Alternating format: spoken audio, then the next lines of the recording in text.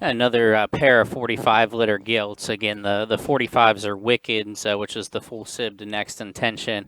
Mother is a Rusty Cage Secret Society, would have won her county in Texas there the fall before for the Lackey crew.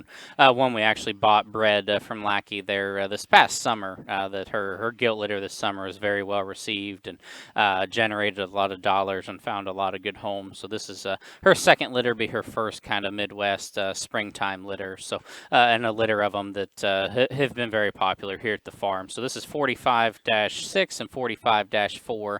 The one that's been kind of chewing at the stick that Abby's on right there is 45-6. And of the 45s, this is kind of, she's not only probably the pound's biggest one, she packs a big punch. She's got a big skull, a big forearm on her. She has a bunch of shape working on the top side of her skeleton. And that it makes sense because she's wide and dense and true at the ground as well. And at the same time, one that when she set her into motion, still maintains structural correctness. She's got an awesome hip and hind leg, and for one that packs a lot of heat up high, she stays square and comfortable as she comes and goes. And then the other belted gilt in here on the back side there is 45-4, and I think a pair of them that are very similar. 45-4 has got a big stout skull when she comes right at you. She's, I mean, just as big legged, if not bigger leg than her sister, and at the same time gives you some look and height the shoulder and extension up front. She's got kind of that same just curvature to her loin edge and just crisp back shape that honestly this entire litter has.